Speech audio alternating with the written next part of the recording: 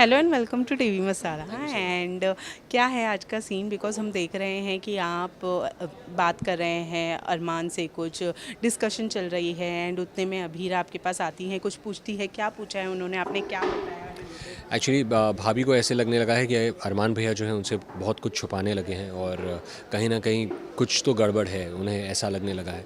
तो इसलिए वो रोहित के पास आती हैं और उन्हें एक तरीके से रोहित पर पूरा भरोसा है, विश्वास है कि रोहित मुझसे कुछ भी अगर अरमान भैया कुछ छुपा रहे हैं तो रोहित ज़रूर उन्हें बता देगा। एंड रोहित उनसे कहता है कि एक बहुत बड़ी बात है जो अरमान भैया आपसे छुपा रहे हैं, ये रोहित कह देता है। अब आगे क्या होगा वो आप एपिसोड में देखिए।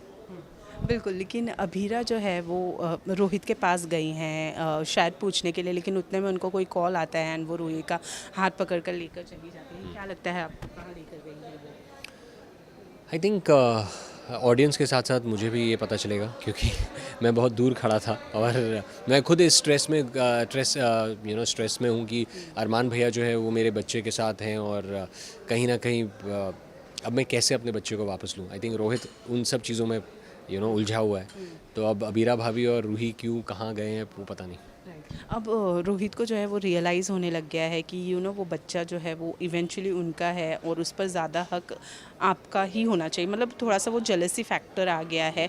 अब कब तक ये जो चीज़ है वो रोहित भाभी को बताने का सोच रहे हैं? एक्चुअली रोहित जो है वो देख रहा है कि अबीरा भाभी जो हैं वो कोर्ट जा रही हैं बच्चे को लेके, गुंडे किडनैपर्स आ गए सो उसे लग रहा है कि उसके बच्चे की जान जो है ख़तरे में है। उसे ऐसा लगा था कि अबीरा भाभी जो है वो बच्चे का बहुत ध्यान रखेगी, अपना काम छोड़ देगी। रोहित चाहता है कि बच्चा थोड़ा सा बड़ा हो जाए, उसके बाद अबीरा भाभी को कोर्ट जाना चाहिए था, तुरंत वो चली गई। तो कहीं ना कहीं रोहित को ऐसा लग रहा है, ये मिसअंडरस्टैंडिंग आप कह सकते हैं कि अबीरा भाभी जो है वो बच्चे को निगलेक्ट कर रही है और इस वजह से वो चाहता है कि आप अगर मेरे बच्चे का ध्यान नहीं रख सकते तो मैं ही और रूही रख लेंगी। बिकॉज़ वो देख रहा है कि रूही दिन में 4 बार रो रही है बच्चे के लिए। सो वो अभी रूही को रोते हुए नहीं देख सकता।